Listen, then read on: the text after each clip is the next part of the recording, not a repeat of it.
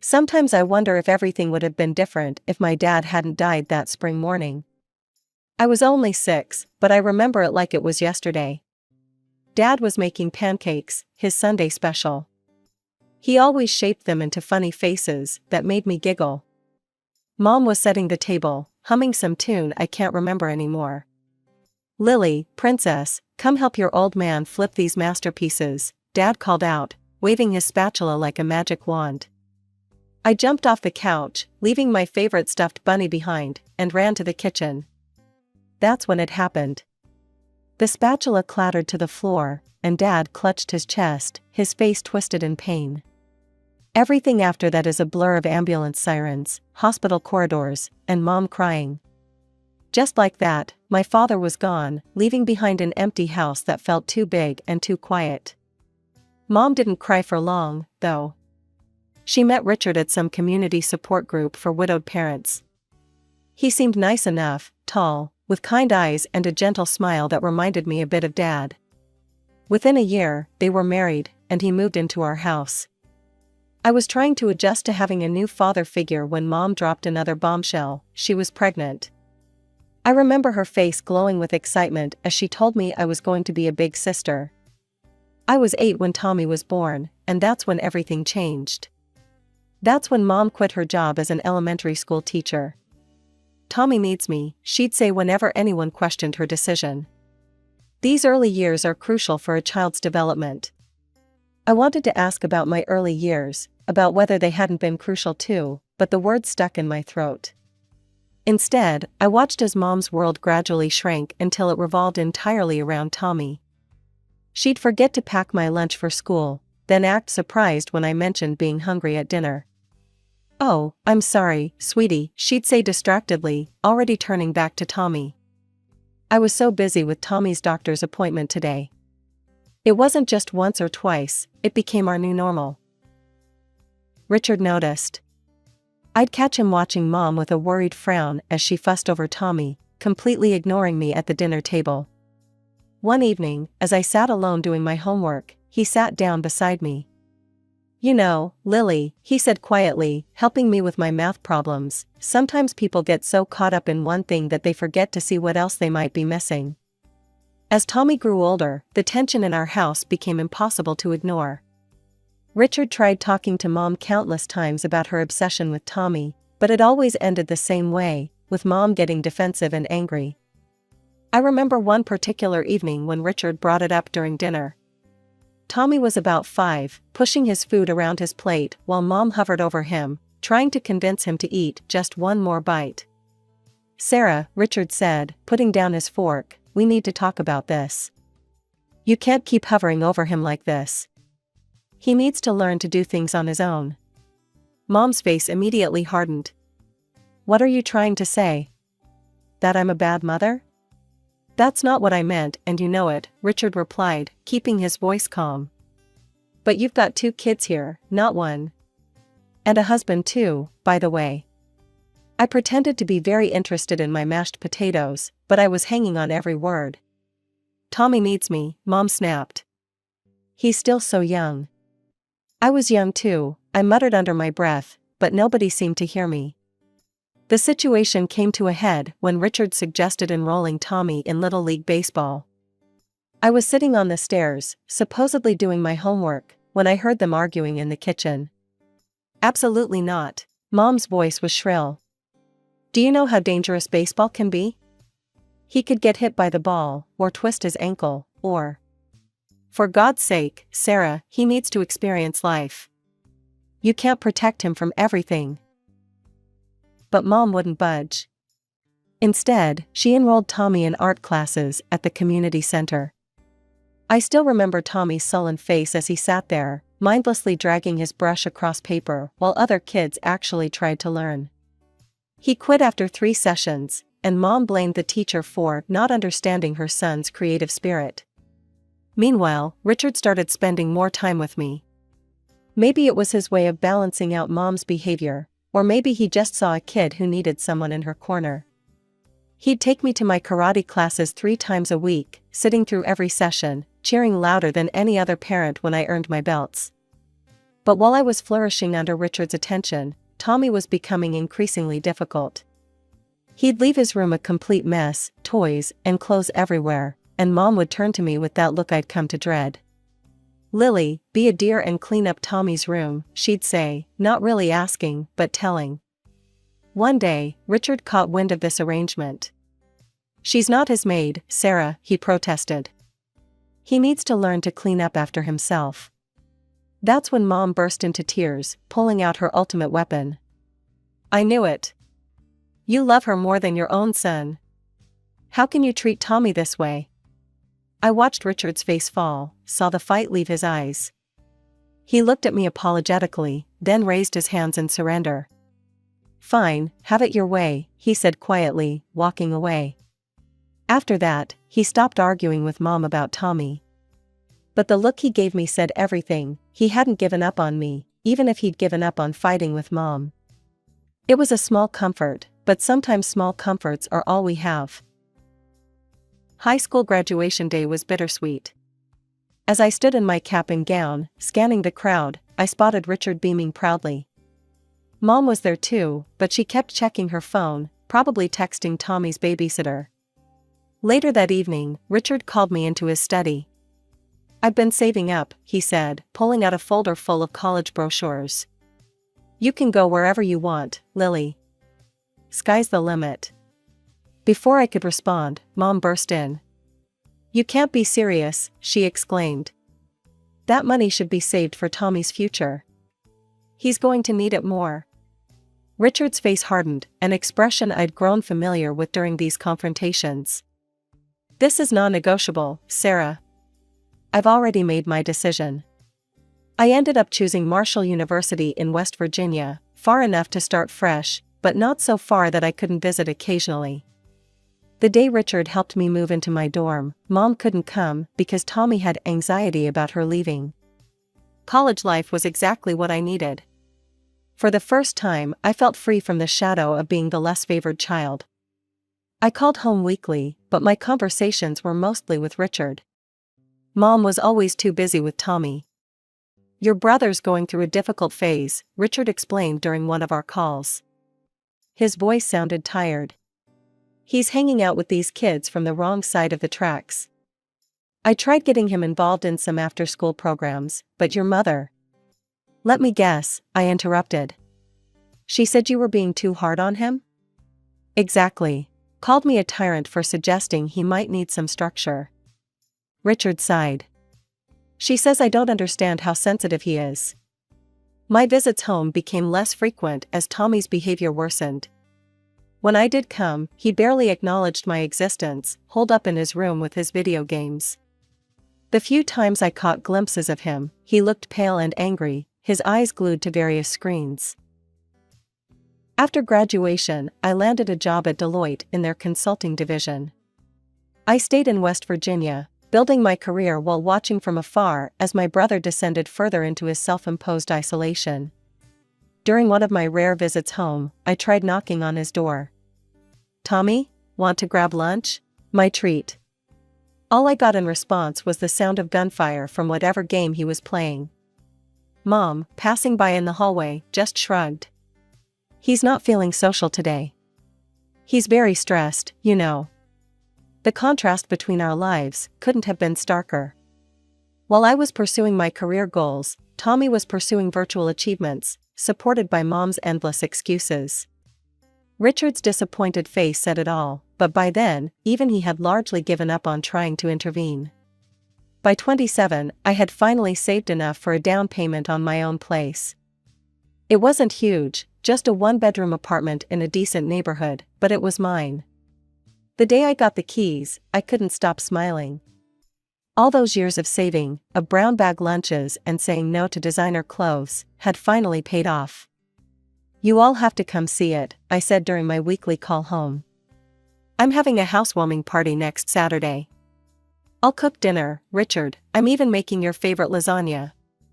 "Wouldn't miss it for the world, kiddo," Richard replied warmly. Mom's voice cut in on the other line. "Oh, honey, I don't think we can make it.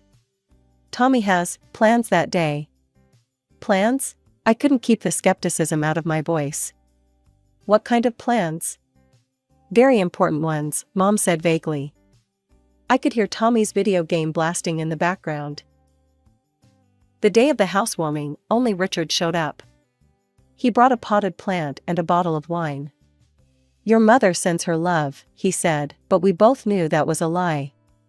Over dinner, Richard filled me in on what was really happening at home. Tommy, now 20, hadn't bothered with college and spent his days either gaming or hanging out with his drinking buddies. Richard had tried to help, offering him a position at his construction company. Just as a starting point, you know, Richard explained, twirling pasta on his fork. Everyone needs to start somewhere. But Sarah, he shook his head. Sarah said it would be beneath him. Can you believe that? Said our Tommy was too intelligent for manual labor. Too intelligent to work, but not too intelligent to mooch off his parents? I muttered. Richard gave me a sad smile. I keep trying, Lily. God knows I keep trying. That was the last real conversation we had. 2 years later, I got the call that changed everything. Richard had collapsed at work, massive heart attack, just like my father.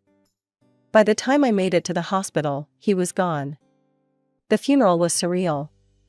Mom put on quite a show, sobbing dramatically and telling anyone who would listen what a wonderful husband Richard had been. We were so happy, she wailed. How will we manage without him? I watched her performance with a mix of disgust and pity. Her tears weren't for Richard, they were for herself. I could see the wheels turning behind her grief-stricken facade. Richard had been the sole breadwinner.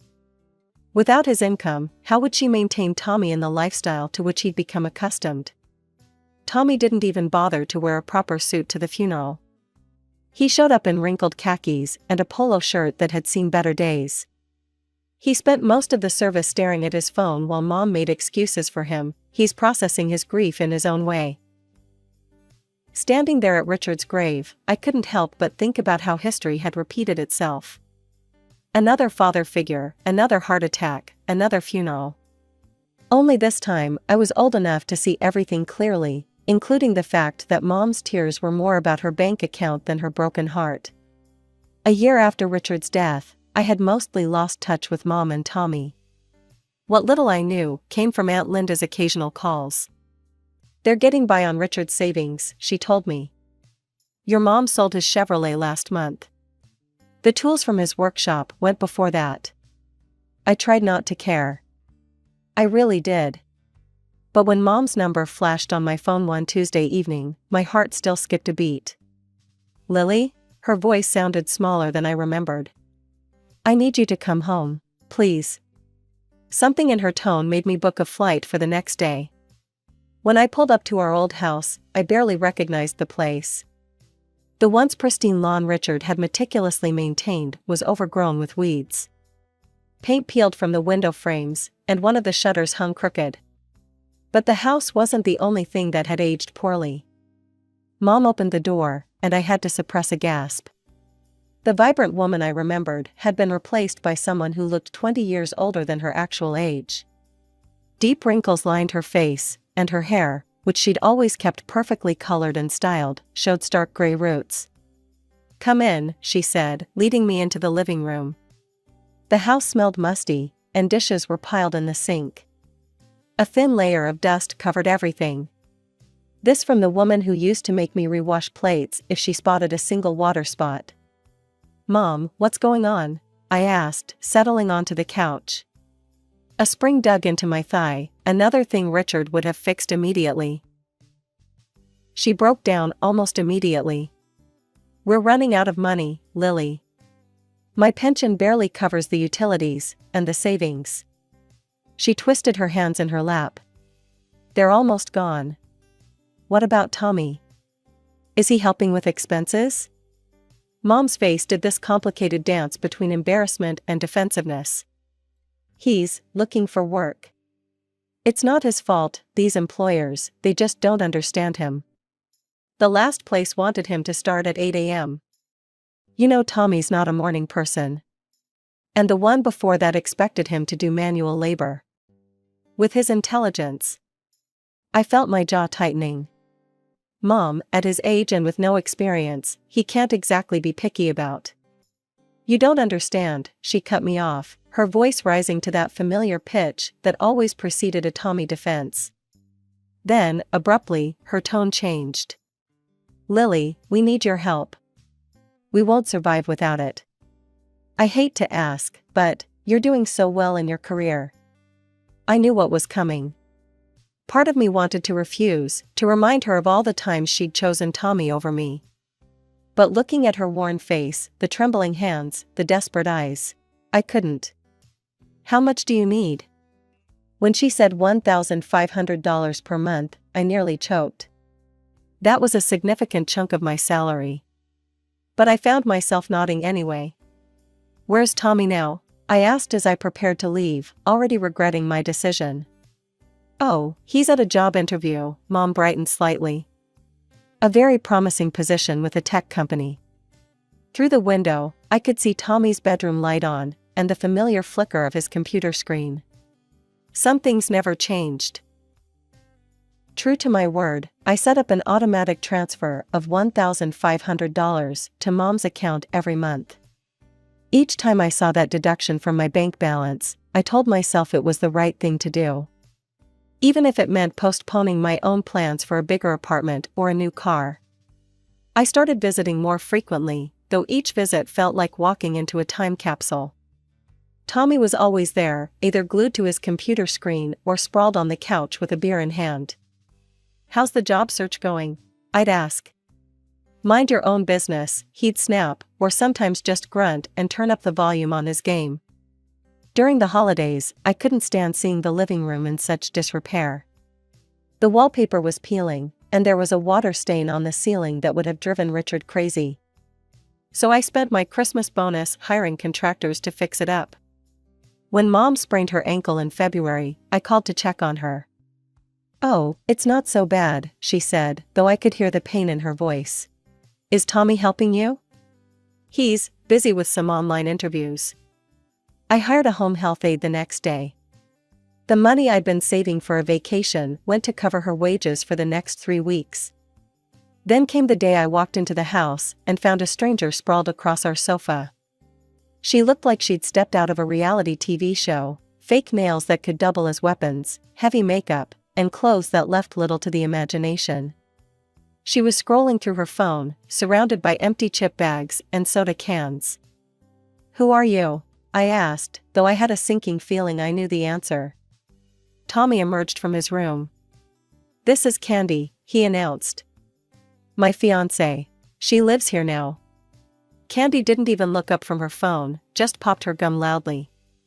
I watched in disbelief as she reached into the grocery bag I'd just brought and helped herself to the premium cookies I'd bought for Mom. Nice to meet you too, I muttered under my breath. Later that evening, I called Mom to get her take on the situation.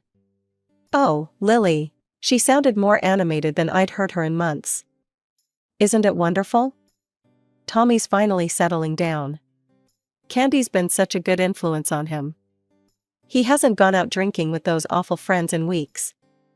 That's because she's drinking all my imported beer at home, I thought, remembering the empty bottles I'd spotted in the recycling bin. But I held my tongue.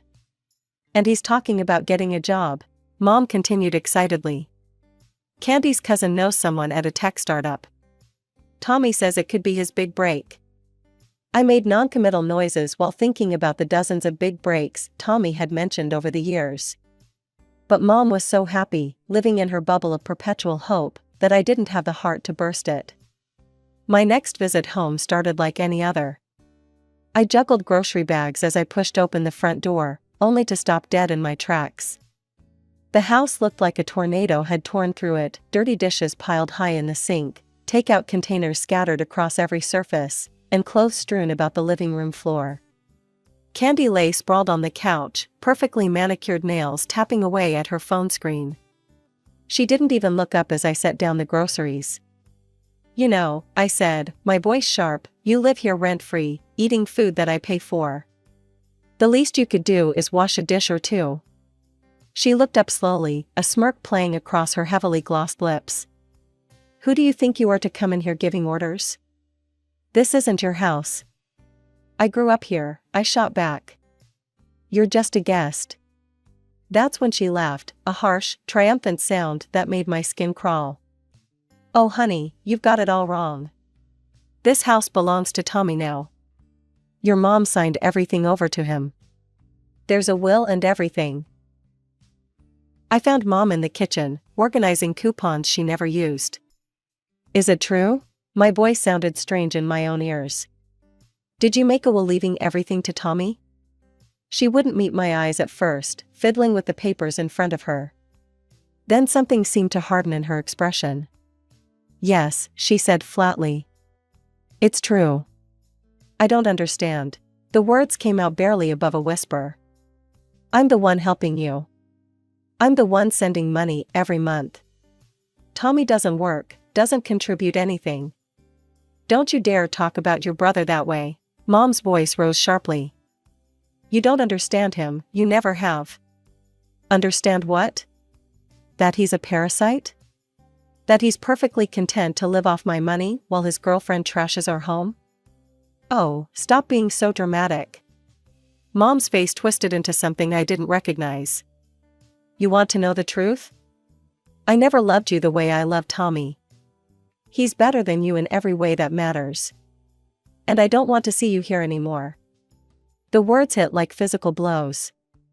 All these years, I'd told myself that Mom did love me, she just showed it differently. That somewhere beneath her obsession with Tommy, she cared about me too. Now I knew better. I turned and walked out, Candy's triumphant laughter following me down the hall. 21 years of hoping, of making excuses, of trying to earn my mother's love, all of it ended with the quiet click of a door closing behind me. The drive home from Mom's house was a blur. I don't remember the 4-hour trip, don't remember climbing the stairs to my apartment, don't even remember sitting down on my couch. But I do remember the moment of clarity that came as I stared at my phone's banking app. The automatic transfer to Mom's account, $1,500, every month for the past year. My finger hovered over the screen for a moment before I decisively clicked Cancel Recurring Payment. For the next few weeks, I threw myself into work, trying to ignore the hole in my budget that suddenly felt like an opportunity rather than a burden. I started researching investment options for the money I'd been sending home. Maybe I could finally start saving for a house of my own, a real house, not just an apartment. Then, exactly 1 month after my last visit home, Mom called. The money didn't come through, she said without preamble. No hello, no how are you? There must be some mistake with the bank. There's no mistake, I replied, surprised by how steady my voice was. I canceled the transfers. There was a moment of stunned silence before she exploded. You what? How dare you? After everything I've done for you. I actually laughed at that. Everything you've done for me? Like what, Mom? Forgetting my existence? Forcing me to be Tommy's maid? Telling me you never loved me? That's different. She was using her familiar Tommy defense voice. You know I was upset. But you can't just stop helping us. We're counting on that money. Tommy and Candy are planning a vacation to Cancun, they need. A vacation? I interrupted, my voice rising. Tommy needs a vacation from what exactly? Playing video games? Drinking beer? Let me tell you something, Mom. Tommy doesn't need a vacation, he needs a job. How dare you speak about your brother that way? You're just jealous because... Because what? Because you left everything to him? Fine, you made your choice. Now he can take care of you. You ungrateful, mercenary little... The rest of her tirade dissolved into a stream of accusations and demands. I let her rant for a moment before speaking again. Goodbye, Mom. Don't call me again. I blocked her number before she could respond. But Mom wasn't done. Over the next few weeks, the messages started pouring in through every possible channel. Facebook messages about how she was struggling to pay bills. Instagram comments about what a terrible daughter I was. Emails detailing all the sacrifices she'd made for me, most of which I couldn't remember actually happening. Tommy joined in too, sending aggressive texts about how I was destroying the family. "Mom's crying because of you," he wrote. "You better start sending money again, or else." I blocked him too, but not before replying, "Here's a crazy idea, try getting a job." Candy even tried reaching out through LinkedIn, of all places, with a long message about how I was breaking my poor mother's heart and how Tommy was too sensitive to handle the stress of work right now. I had to admire her creativity, at least. It's been 6 months now. I don't know how they're doing, and for the first time in my life, I don't feel guilty about that. Maybe they've finally realized that Tommy needs to support himself. Maybe they're still waiting for me to cave in and start sending money again. Maybe they've found someone else to manipulate. The truth is, I don't need to know. What I do know is that the $1,500 I used to send them every month has gone into a down payment fund for my own house. I know that I sleep better at night, no longer awakened by angry messages or guilt-tripping calls. I know that Richard would be proud of me for finally standing up for myself. The other day, I drove past a construction site and saw a "now hiring" sign. For a moment, I thought about taking a picture and sending it to Tommy. But then I just smiled and kept driving. Their problems aren't my problems anymore. Finally, after all these years, I'm free.